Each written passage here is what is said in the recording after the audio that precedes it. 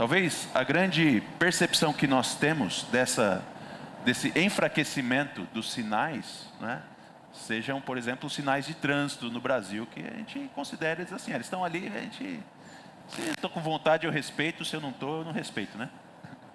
É impressionante, né? Por exemplo, a placa pare no Brasil, né? Pode significar um monte de coisa, menos pare, ninguém para no pare, né? Fica alerta, fica atento, né? Dá uma olhadinha, né? Mas pare mesmo a gente não considera que significa pare. Mas porque a gente está habituado, isso é tão habitual para nós, sinais são tão habituais para nós, né? Que a gente às vezes passa por cima, se esquece dos valores que eles têm, né? Esse anel no meu dedo, por exemplo, que simboliza meu casamento com a Luciana, né? E diversos outros sinais que nós temos na vida.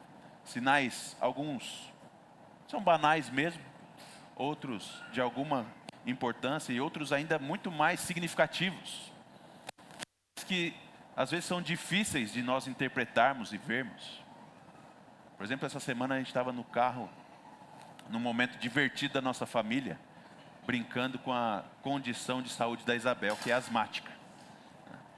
Ela tem asma, e aí a gente estava brincando com essa condição dela, né? Que o corpo dela rejeita aquilo que é natural, que é receber o ar. Tudo que um pulmão deve fazer é receber o ar, né? Usá-lo e jogar fora aquilo que ele não precisa. E o pulmão dela não consegue fazer isso. O pulmão dela tem essa dificuldade. E a gente ficou brincando, zombando, mas depois eu fiquei pensando, né? Que coisa impressionante que é essa realidade. Que o nosso corpo também sinaliza que o nosso mundo está todo quebrado. Nem aquilo que era para ser a coisa mais natural e mais normal de acontecer, acontece como deveria.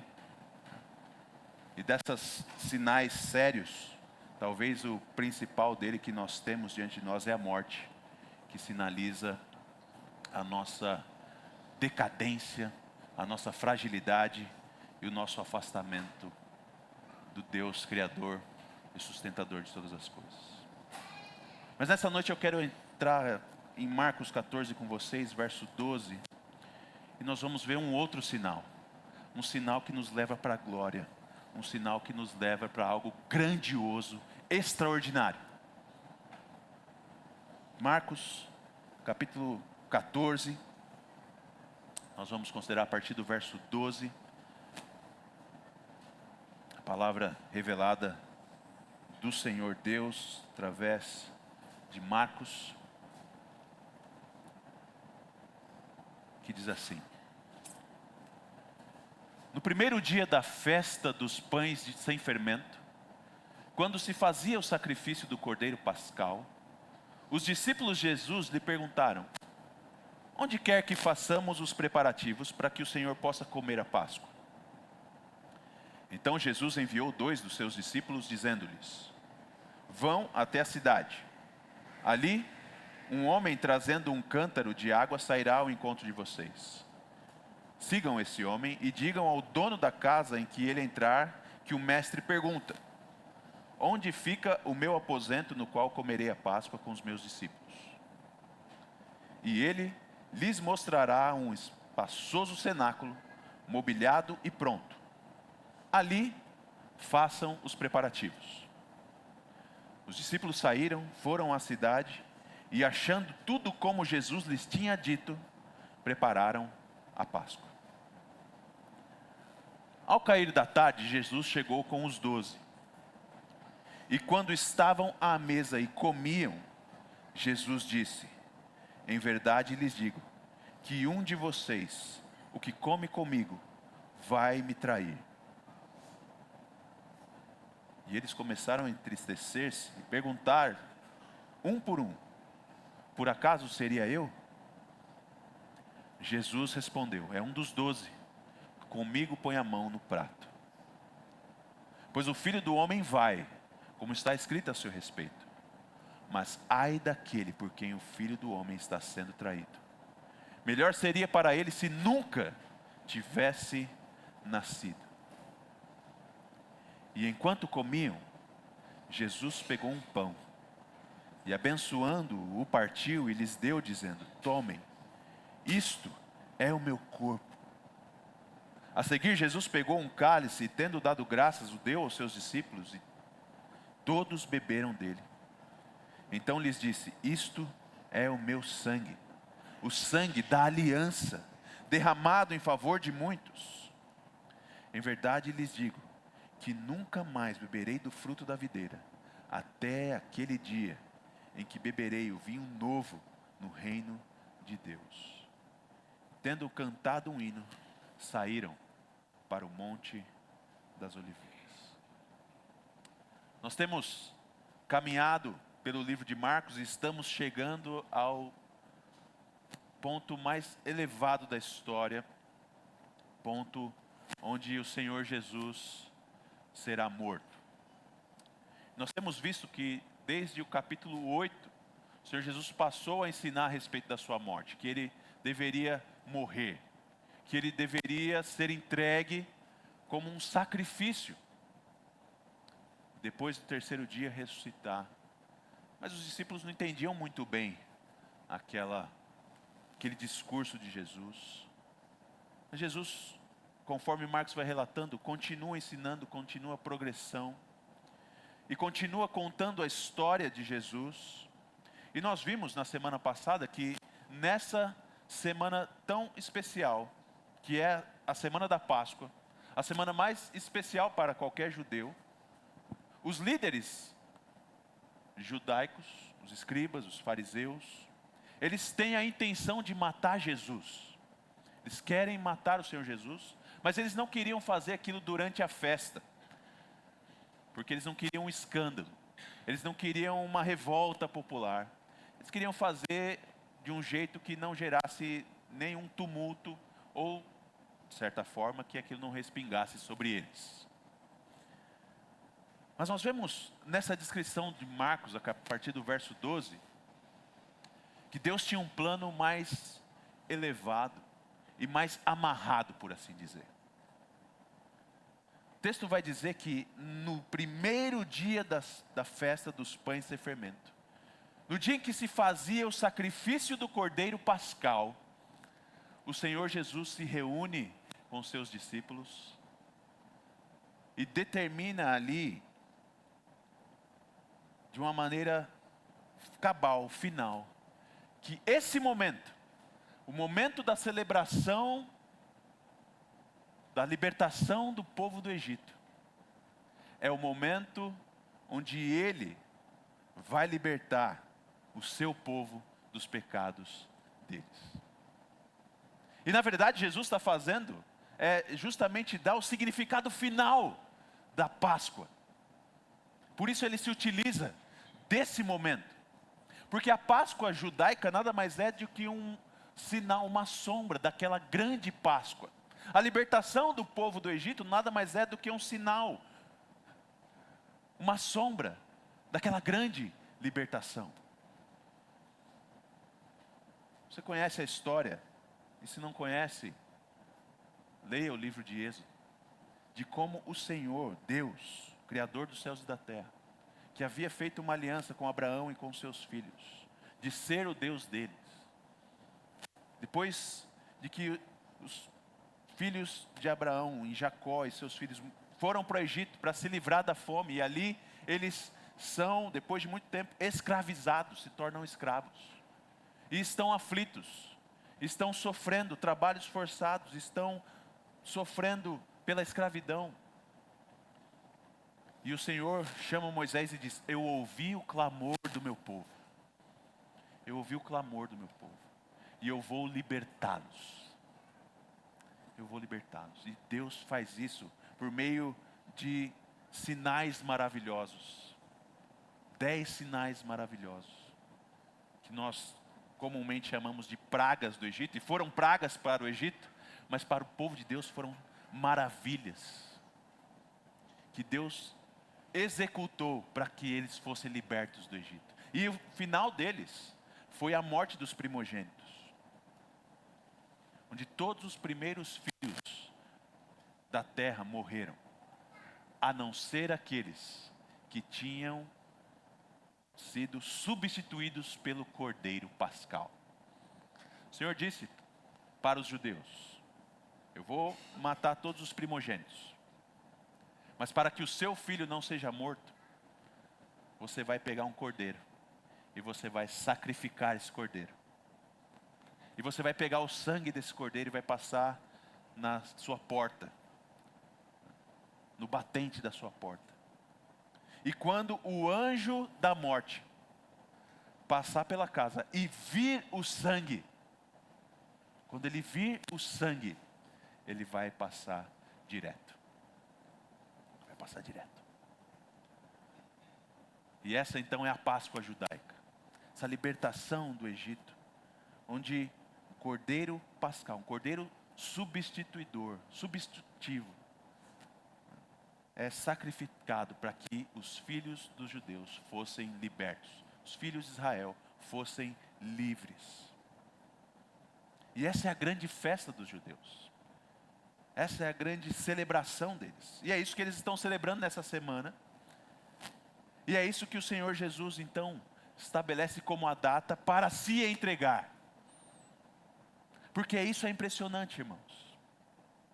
Por mais que os líderes judeus, movidos pela sua inveja, movidos pela sua avareza, movidos pelo seu ciúme, movidos pela sua própria perversão, eles estavam ansiosos para matar Jesus.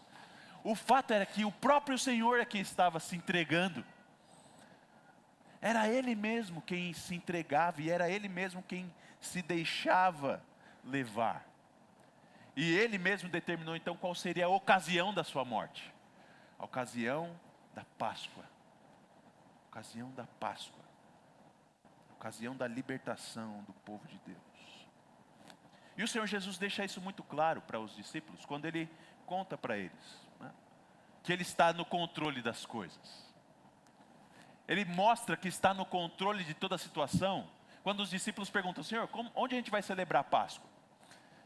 E Ele mostra o seu domínio sobre todas as coisas. Ele diz assim: vocês vão lá na cidade e vai ter um homem com um cântaro, um vaso de água. E aí vocês vão perguntar para ele, vão seguir ele até a casa dele. Quando chegar na casa dele, vocês vão perguntar para o chefe dele. Dizer: olha, o mestre mandou a gente aqui, qual é o lugar que a gente vai celebrar a Páscoa? O mestre e os seus discípulos. E aí ele vai mostrar o cenáculo para vocês e é ali que a gente vai celebrar, vocês preparem as coisas lá. Jesus estava completamente no controle da situação. Dominando completamente tudo o que estava acontecendo. E Ele demonstra isso para os seus discípulos. Vão lá, que vai acontecer desse jeito. E eles vão e acontecem exatamente dessa maneira. Porque o Senhor define que a Páscoa, na verdade, é o momento da libertação do seu povo, dos seus pecados. E não simplesmente dos judeus do domínio do Egito. Mas é o momento em que todos aqueles que o Pai entregou ao Filho serão resgatados.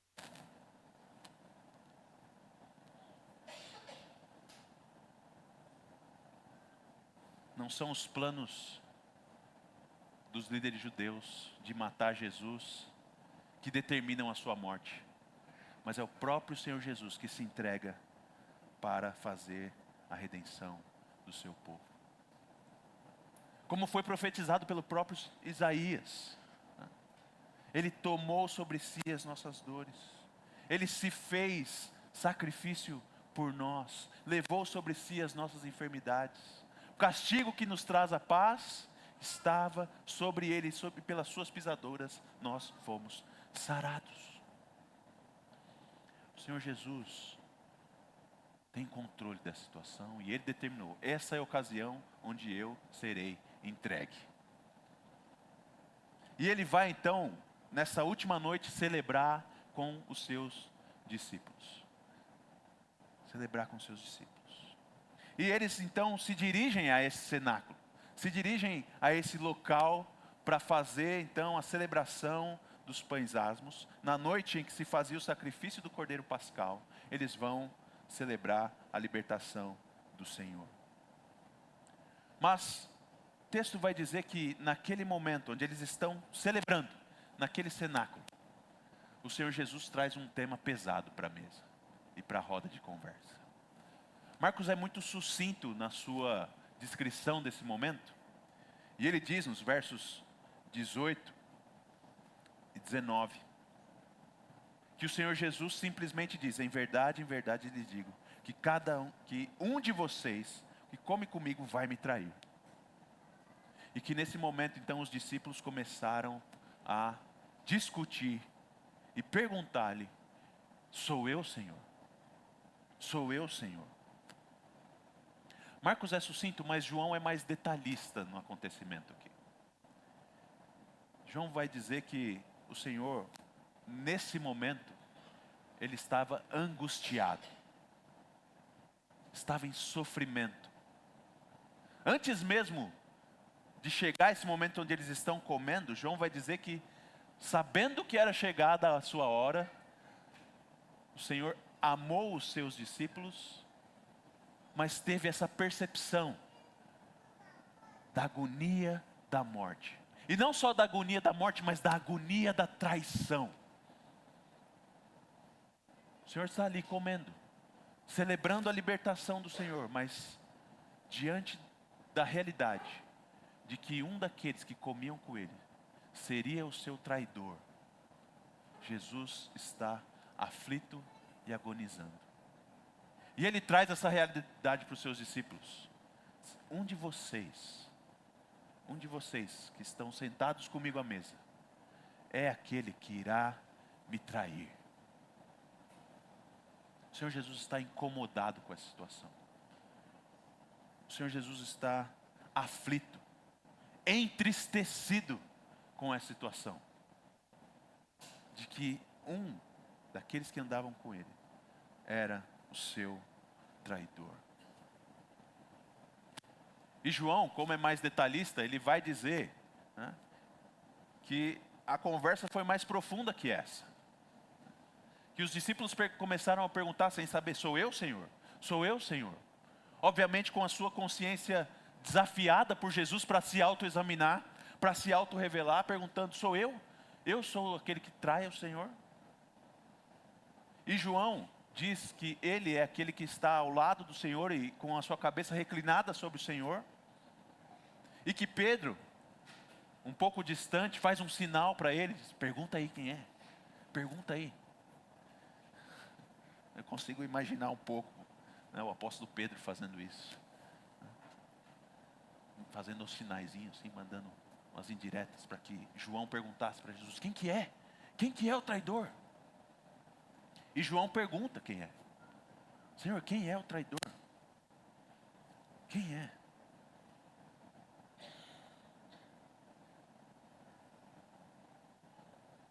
E Jesus diz para ele: é aquele que eu estou servindo o pão molhado com vinho.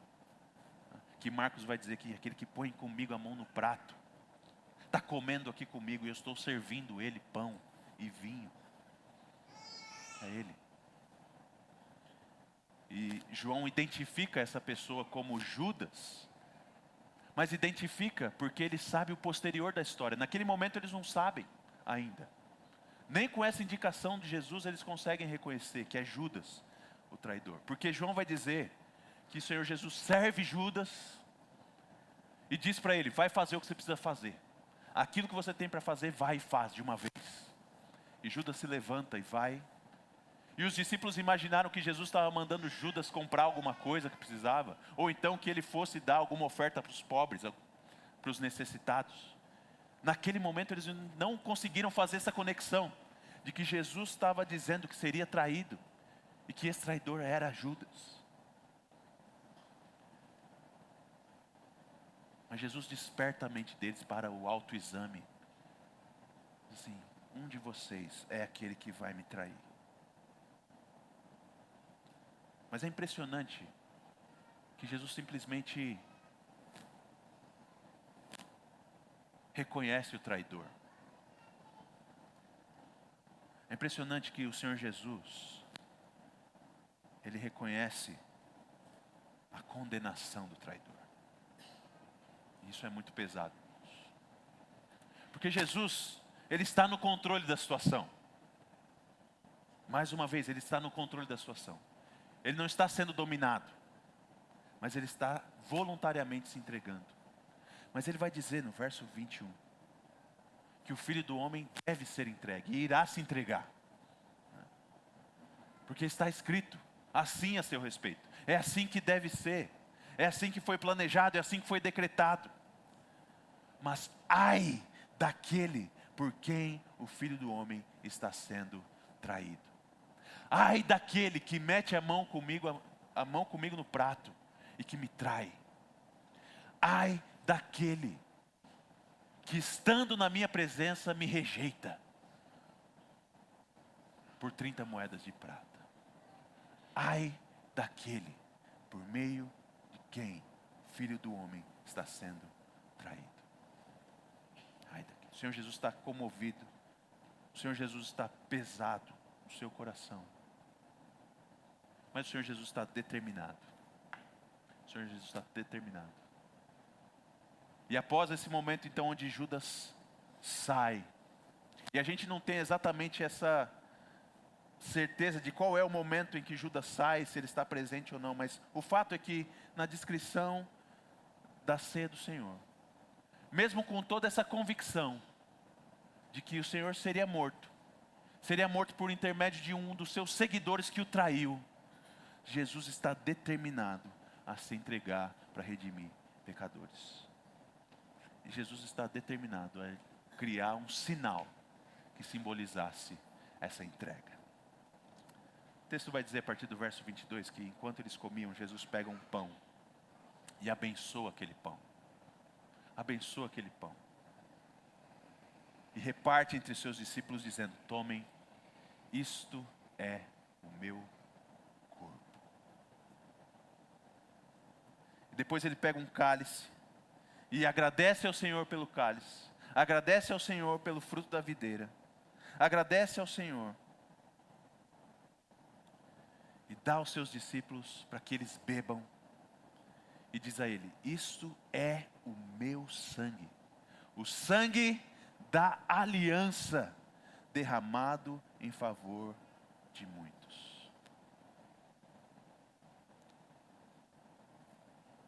O Senhor Jesus nesse momento declara para os seus discípulos aquilo que ele estaria prestes a fazer. Eu estou me entregando. Eu estou me entregando. Eu estou me entregando como ser humano completo. Meu corpo será moído. Meu corpo será dilacerado. Meu corpo será perfurado. Meu corpo será morto. O meu sangue vai ser derramado. Mas esse corpo moído e esse sangue derramado são o corpo e o sangue que selam o pacto. Pois o que é uma aliança? O que é uma aliança? Uma aliança é um pacto soberanamente administrado e vinculado, assinado por sangue. Uma aliança é um pacto soberanamente administrado. O que significa isso, irmãos? Significa que Deus, soberano e autonomamente, decidiu fazer um relacionamento com os homens, fazer um pacto com eles. E esse pacto é o pacto de ser o Deus deles. E como nós sabemos, por causa dos profetas, especialmente o profeta Jeremias, o profeta Ezequiel, o pacto dessa nova aliança que Jesus diz que é assinado com sangue, é o pacto de transformar homens, de tirá-los da sua condição de pecadores miseráveis, quebrando o seu coração de pedra, jogando fora esse coração de pedra e colocando no lugar um coração de carne. Tirando aquele coração que é hostil, rebelde, distante do Senhor e colocando um coração que é voluntariamente designado à obediência e à submissão a Deus. Esse pacto que Deus fez, esse acordo que Deus cria na nova aliança, ele é realizado por causa do sangue de Jesus que é derramado e que permite esse relacionamento acontecer. O sacrifício de Cristo como um cordeiro substitutivo lava os pecados dos homens, para que eles sejam recebidos por Deus. E aqueles que eram inimigos do Senhor, agora podem ser chamados seus amigos. Aqueles que eram distantes de Deus, agora são chamados filhos de Deus. Porque Jesus decidiu se entregar, derramar o seu sangue, para que esse pacto fosse cumprido. E essa é a mensagem do Evangelho. A simples mensagem de que o corpo moído de Jesus e o sangue dele derramado entram no nosso lugar, pagando a dívida que nós deveríamos pagar para ter acesso a Deus. E o Senhor Jesus então nos tira a culpa e nos dá da sua justiça. Essa é a grande beleza do Evangelho. Mas isso que é extraordinário, isso que é sobrenatural, essa aliança misericordiosa e graciosa de Deus, que é o fato dele nos comprar pelo sangue do seu próprio Filho. O Senhor Jesus estabelece que ela é sinalizada pela coisa mais ordinária e comum que existe na experiência humana: comer um pão e beber um cálice.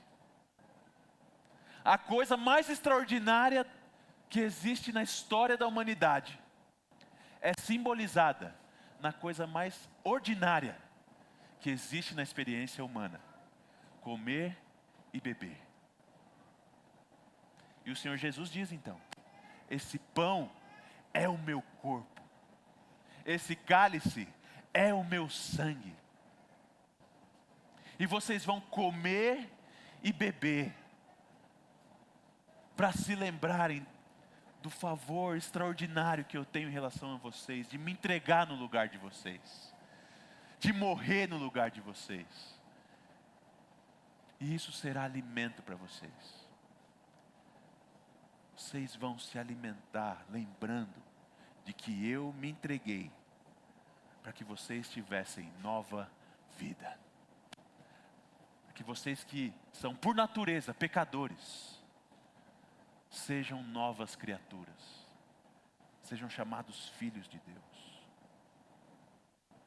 E Jesus estabelece então a ceia como uma celebração representativa do seu sacrifício.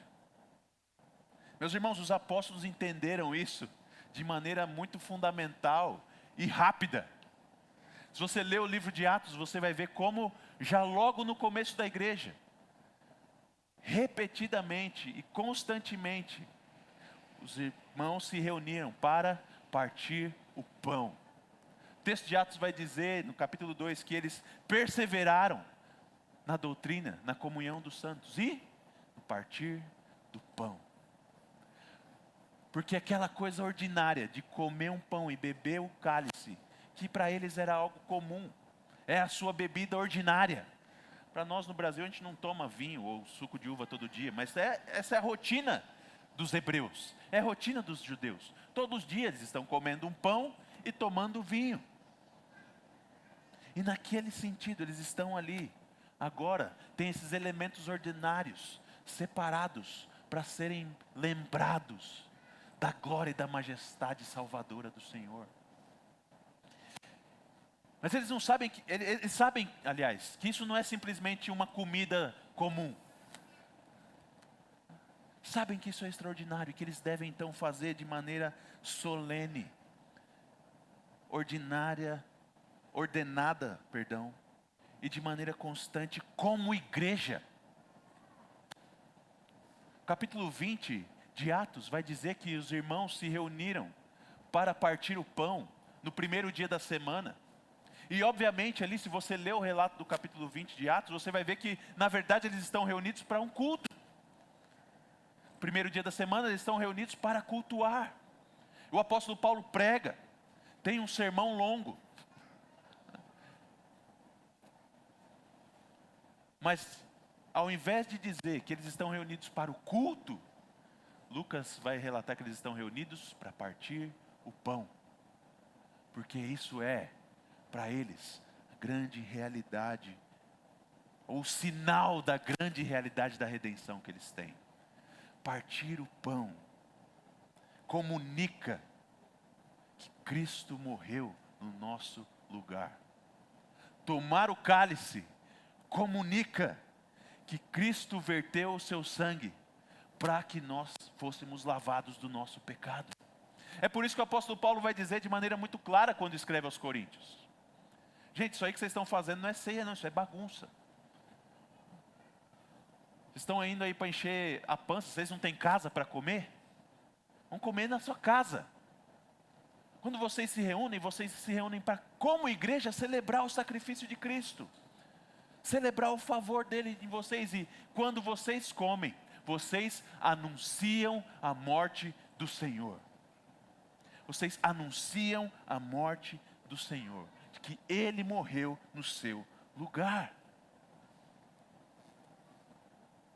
Pão e o cálice são os sinais ordinários da coisa mais extraordinária que poderia acontecer para um ser humano. Cristo morreu para nos redimir.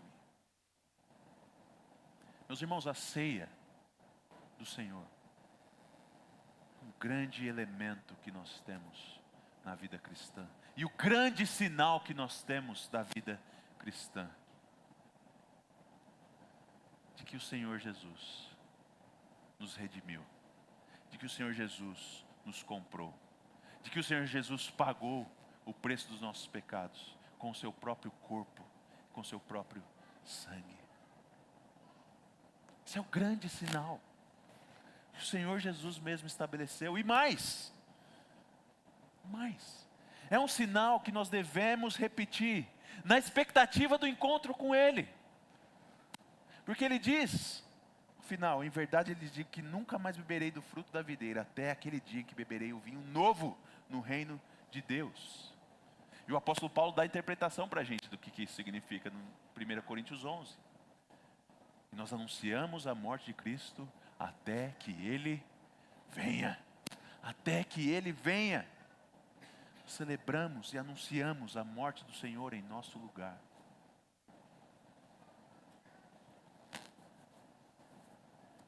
Meus irmãos, a salvação que temos do Senhor é algo espetacular. É algo extraordinário. Se você é um pecador, sabe que é pecador, e se você recebeu já o favor do Senhor, você sabe quão maravilhoso é ter a sua culpa retirada, ter justiça imputada em você.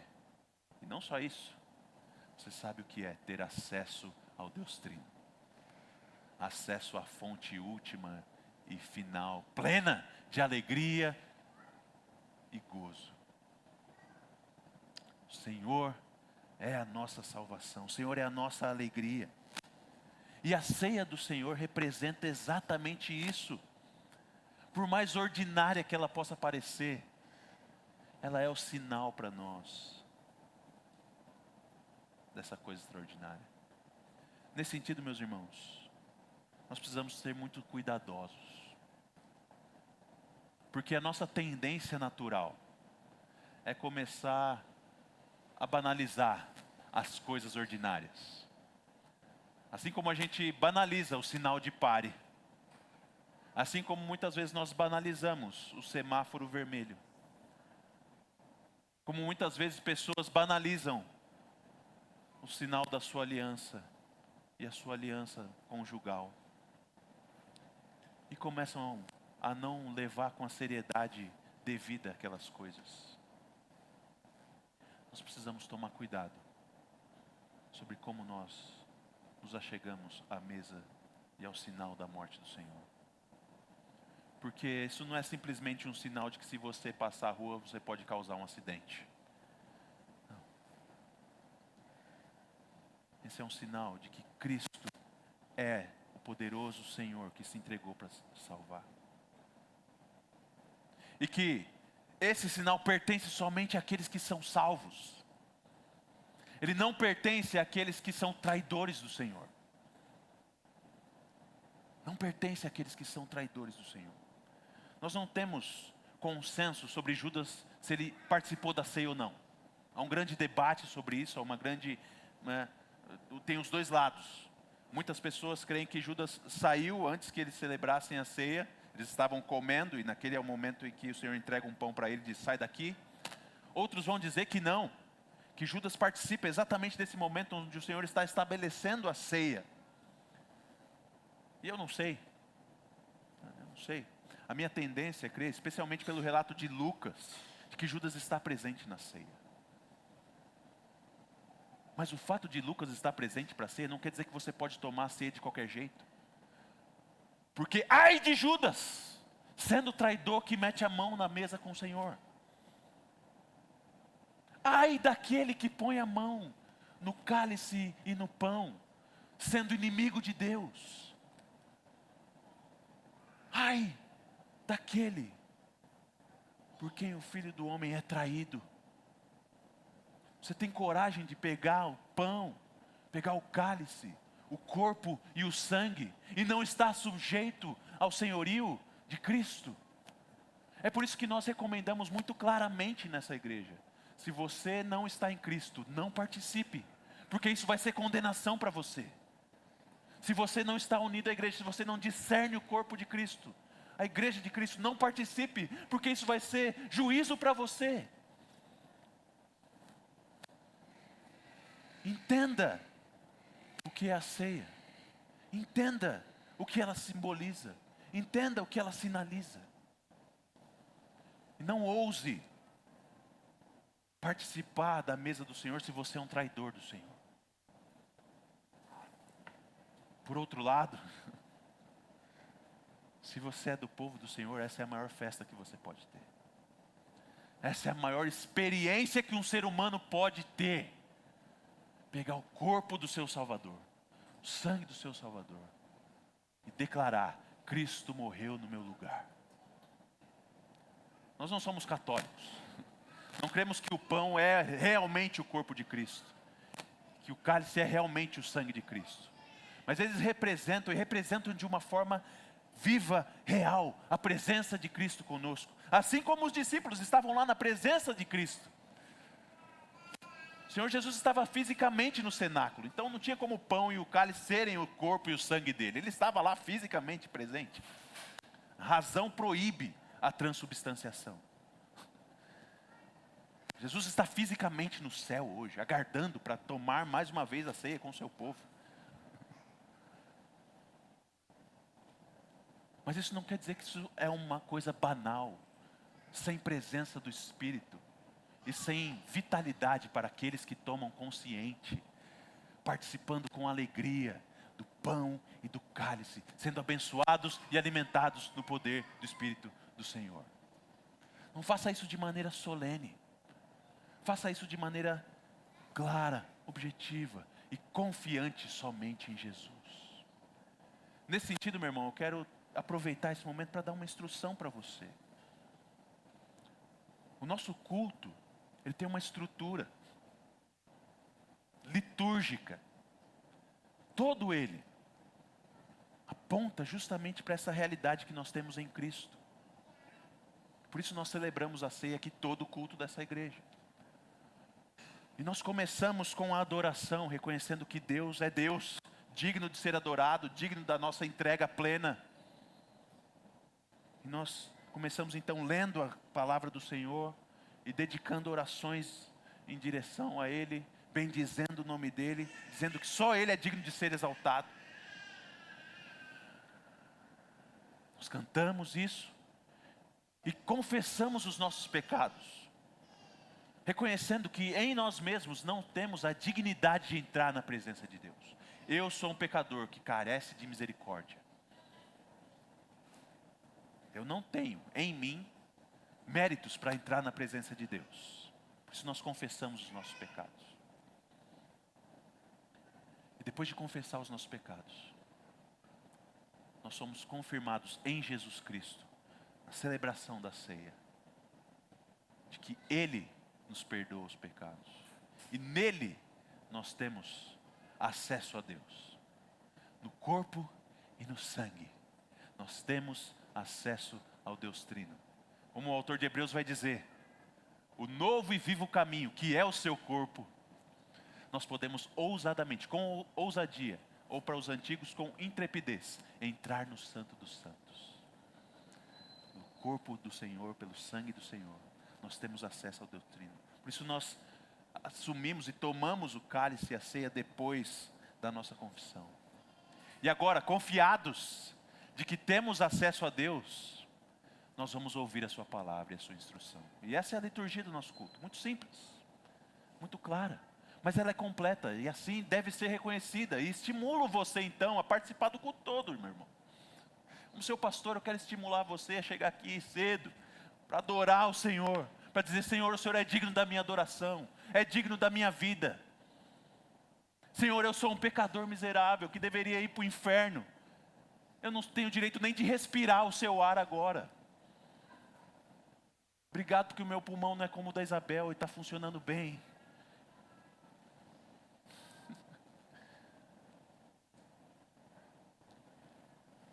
E aí você se alegra no fato de que Jesus se entregou por você. Pega o pão, pega o cálice e proclama o Evangelho até que Cristo venha. E confiado nessa realidade, você ouve a instrução de Deus para a sua vida. Senhor, o que o Senhor tem para me ensinar de como eu devo viver no seu mundo para a glória do Senhor? Por isso, procure a glória do culto. Peça a Deus: Senhor, me estimula a ver a glória do Senhor nessas coisas ordinárias, como esse pão e esse cálice, que sinalizam a glória e o esplendor do Senhor. Eu quero estar estimulado para cultuar ao Senhor, para chegar com alegria, chegar com ânimo, chegar com desejo de te conhecer, com desejo de estar perto do Senhor, de ser edificado pelo Senhor.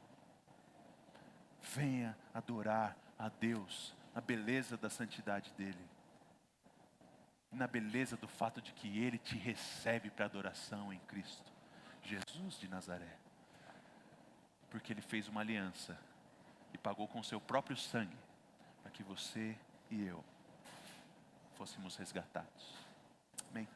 Nós vamos orar mais uma vez e depois nós vamos agora participar dessa celebridade, dessa celebração extraordinária que representa esse favor maravilhoso do Senhor. Deus, obrigado. Obrigado pela generosidade do Senhor, que se dispôs a se pactuar com os seres humanos, criaturas que o Senhor fez do pó, e que não somente na pequenez da sua essencialidade de ser pó, mas também pela loucura da insubmissão e da revolta contra o Senhor, se fizeram seus inimigos. Mesmo assim, o Senhor decidiu resgatar esses pecadores para um relacionamento com o Senhor, numa aliança eterna de graça e misericórdia, que por si só já seria espetacular, mas ela é ainda mais sobrenatural e sublime pelo fato de que o Senhor mesmo, na pessoa do Filho, se fez criatura para nos resgatar, se humilhando, vivendo uma vida perfeita de obediência e se entregando à morte, morte de cruz, tendo o seu corpo moído, o seu sangue derramado, para que nós tivéssemos perdão. Obrigado, Senhor, porque isso está no controle do Senhor, e o Senhor mesmo soberanamente fez isso para que nós fôssemos salvos. E obrigado porque soberanamente o Senhor Jesus não somente se entregou à morte, mas Ele venceu sobre a morte e ressurgiu dentre os mortos ao terceiro dia e ascendeu aos céus, onde está assentado à direita de Deus Pai, de onde há de vir para julgar vivos e mortos. E naquele dia aqueles que são traidores do Senhor receberão o seu pagamento. Mas nós temos crido que naquele dia nós seremos recebidos pelo Senhor, para finalmente celebrarmos com pão e vinho a unidade que temos contigo. Pai, recebe a nossa adoração e enche o nosso coração de fervor por essa realidade. Enche o nosso coração de prazer na salvação, na redenção. e que nós sejamos um povo que exalta o Senhor. Em nome de Jesus, poder do Teu Espírito. Amém. Amém.